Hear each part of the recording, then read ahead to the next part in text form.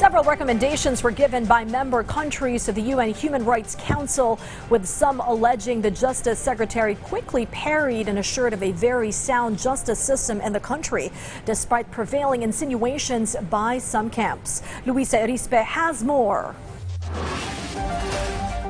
Delivery of real justice in real time for every Filipino.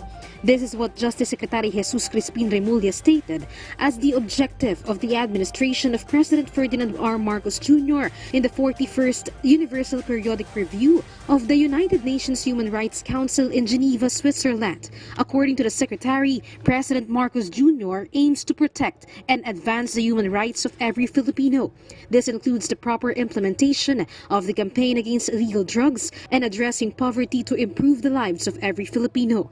President Marcos has set the tone at the top, calling on the Philippine National Police to use force only when necessary and make sure it is accountable and justifiable. He has refocused the anti-illegal drug campaign by tackling poverty eradication and by giving priority to rehabilitation, prevention, education, and assistance to victims and their families.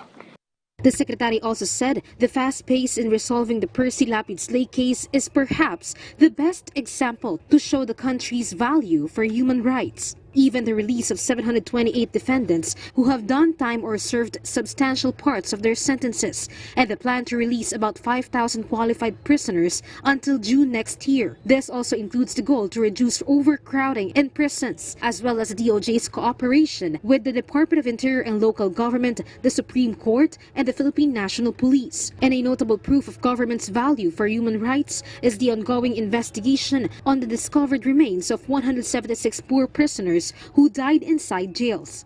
The government does not hesitate to take action when there is compelling evidence to do so.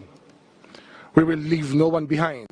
We will provide support and security to witnesses under the Witness Protection Program so that fear will not impede in the administration of justice. This is the essence of the community pillar in our criminal justice system. Remulla added President Marcos Jr. also showed solidarity to protect the human rights of every Filipino through developing programs for agriculture, health, education, infrastructure, overseas workers' welfare, and climate change. As a matter of fact, the government allocated 8 billion pesos for the subsidy of farmers through the Department of Agriculture, and there are also funds for the victims of calamities and cash assistance from the Department of Social Welfare and Development, the Department of Labor and Employment, Department of Health, Department of Education, and the Department of Environment and Natural Resources. Secretary Remulla assured the Philippines is one with the goal of the UNHRC to continue mitigating programs for the protection of human rights of every Filipino.